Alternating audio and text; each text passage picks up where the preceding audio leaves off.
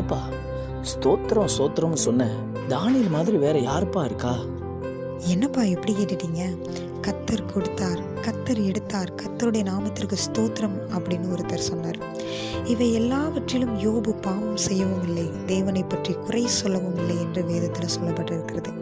தானியேல் ஸ்தோத்திரம் பண்ணினார், சிங்கத்தின் வாயை கட்டினார், பெரிய காரியங்களை செய்தார். இங்கே யோபு ஸ்தோத்திரம் பண்ணினார். எந்த நிலையில் அப்படின்னா, எல்லாம் இழந்த நிலையில், ஒரு வலி மிகுந்த சூழ்நிலையில், எந்த ஒரு மனிதனாலும் தாங்கிக் கொள்ள முடியாத வேதனையின் மத்தியில் சொல்லுகிறார், கர்த்தருடைய நாமத்திற்கு ஸ்தோத்திரம் ஸ்தோத்திரம் என்று. இப்படி சொன்ன அவருடைய வாழ்க்கையில் அவருக்கு கிடைத்தது என்ன அப்படின்னா, இரண்டத்தனையான பலன். யோபுவினுடைய முன்னிலைமையை பார்க்கிலும் அவன் பின்னிலைமையை ஆசீர்வதித்தார் என்று யோபு புஸ்தகத்தில் சொல்லப்பட்டிருக்கிறது. என்றைக்குமே ஒருத்தருடைய வாழ்க்கையில் முன்னிலைமையை பார்க்கிலும் பின்னிலைமை ரொம்ப முக்கியம். ஓட்டத்தை எப்படி தொடங்கணுன்றதை விட அதை நம்ம எப்படி முடித்தோம் அப்படின்றது ரொம்ப ரொம்ப முக்கியம்.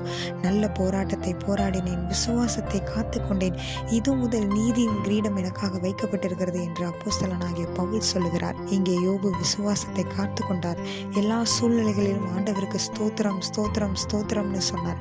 அப்படிப்பட்ட யோபுவோட வாழ்க்கையில இரண்டத்தனையான பலன் மாத்திரமல்ல, பூரண வயதுள்ளவனாய் மரித்தான் என்று சொல்லப்பட்டிருக்கிறது. அப்படிப்பட்ட சர்வ வல்லமையுள்ள தேவன் நீங்கள் இழந்த எல்லாவற்றையும் உங்களுக்கு 2 மடங்காய் தந்து ஆசீர்வதிக்க தீர்க்காயுசை கட்டளையிட வல்லமையுள்ளவர் தேவனாய் இருக்கிறார். ஆமென்.